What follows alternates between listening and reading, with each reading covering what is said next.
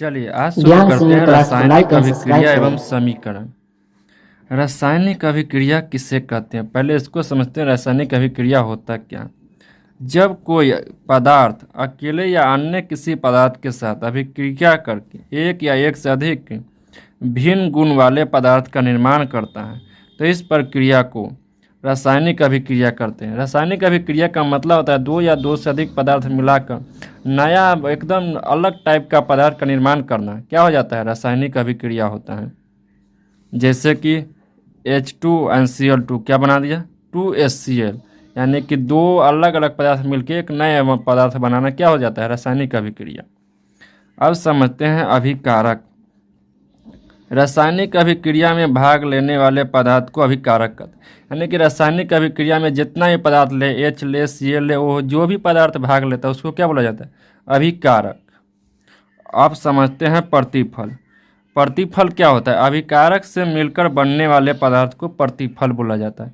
प्रतिफल यानी कि अभिकारक में HCl जो भी लिया जाए उससे जो नया पदार्थ बनेगा वो क्या हो जाएगा, एक प्रकार का प्रतिफल हो जाएगा, प्रोडक्ट। चलिए रासायनिक अभिक्रिया की क्रियाविधि को समझाएं। यानी कि रासायनिक अभिक्रिया की क्रियाविधि किस प्रकार होती है। किसी भी रासायनिक अभिक्रिया में अभिकारक के अणु टूटकर परमाणु में बदल जाते हैं, फिर यह परमाणु आपस में मिलकर प्रतिफल के अणु बनाते हैं। इन प्रक्रिया के अभिकारक के अणु में परमाणुओं के बीच बंधन टूटते बनते रहते हैं। अभिक्रिया के फलस्वरूप परमाणुओं के बीच नए बंधन बनते हैं जिससे प्रतिफल के अणुओं का निर्माण होता है। देखिए रासायनिक अभिक्रिया में होता क्या है, कभी बंधन टूटा कहीं बना, बहुत सारे अणु टूटकर कैसा बनाते हैं, परमाणु बनाते हैं, फिर उसके प्रतिफल के यानी कि प्रोडक्ट बना के फिर नए अणु का निर्माण कर देते हैं। रासायनिक अभिक्रिया की विशेषता। रासायनिक अभिक्रिया की निम्न विशेषता है। जब रासायनिक अभिक्रिया होता है तो उसमें गैस की उत्पत्ति होती है, अपक्षेप भी बनता है, उसके रंग में ही परिवर्तन होता है, ताप भी परिवर्तित हो जाता है और अवस्था में भी परिवर्तन आ जाता है। अब समझते हैं रासायनिक समीकरण को। रासायनिक अभिक्रिया में भाग लेने वाले पदार्थ के संकेतों एवं सूत्रों की सहायता से उनका संक्षिप्त निरूपण रासायनिक समीकरण कहलाता है। यानी कि रासायनिक समीकरण में जो भी पदार्थ भाग लेते हैं उसका संकेत एवं सूत्रों की सहायता से उसका जो भी संक्षिप्त निरूपण जो होता है वो रासायनिक समीकरण कहलाता है। अब समझते हैं रासायनिक समीकरण को लिखने के नियम। रासायनिक समीकरण को अभिकारक को उनके संकेत एवं सूत्रों के पदों में बाईं ओर लिखा जाता है और तथा प्रतिफल के समीकरण के दाईं ओर लिखा जाता है। यानी कि इधर आपका हो जाएगा अभिकारक और इधर हो जाएगा प्रतिफल। यानी कि इसके बाईं ओर क्या होगा, इसके बाईं ओर हो जाएगा अभिकारक और इसके दाईं ओर हो जाएगा प्रतिफल।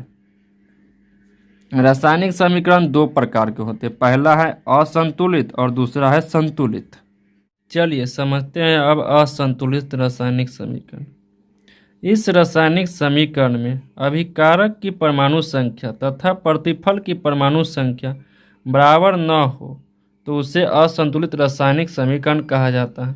यानी कि क्या होता है, इसमें अभिकारक और प्रतिफल के दोनों तरफ क्या होना चाहिए, परमाणु संख्या बराबर होना चाहिए। अगर जो नहीं होता है तो उसको क्या बोला जाता है, असंतुलित रासायनिक समीकरण।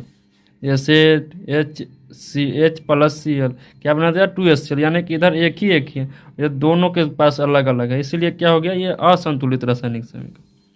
अब समझते हैं संतुलित रासायनिकरण।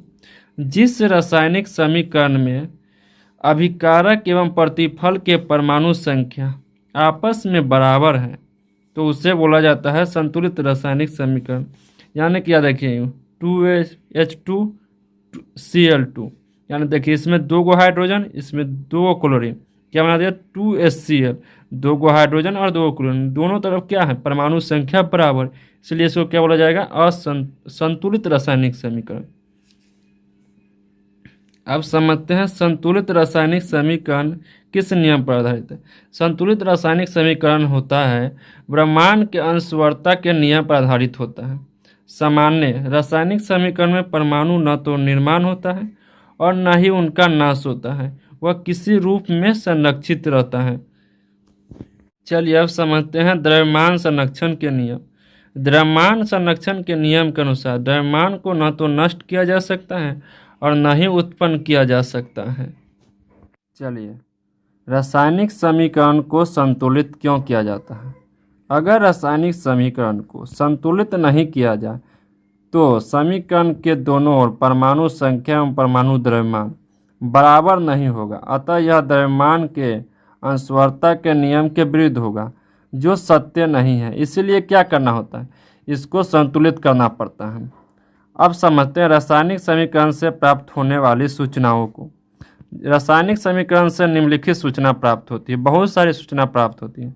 यह अभिकारक एवं प्रतिफल के संकेत एवं सूत्रों की जानकारी देता है। दूसरा है, समीकरण यह बताता है कि रासायनिक अभिक्रिया में कौन कौन से पदार्थ भाग ले रहे हैं तथा अभिक्रिया के फलस्वरूप किन किन पदार्थों का निर्माण हो रहा है, ये सारी जानकारी देता है। उसके बाद अभिक्रिया में भाग लेने वाले अभिकारक एवं प्रतिफल के परमाणु और अणुओं की आपेक्षिक संख्या की भी जानकारी देता है। चौथा जानकारी यह देता है कि यह अभिकारक और प्रतिफल के द्रव्यमान के अनुपात को बताता है। और पांचवा, यह गैसीय अभिकारक और प्रतिफल के आपेक्षिक आयतनों की भी जानकारी देता है। अब समझते हैं रासायनिक समीकरण के सीमा को।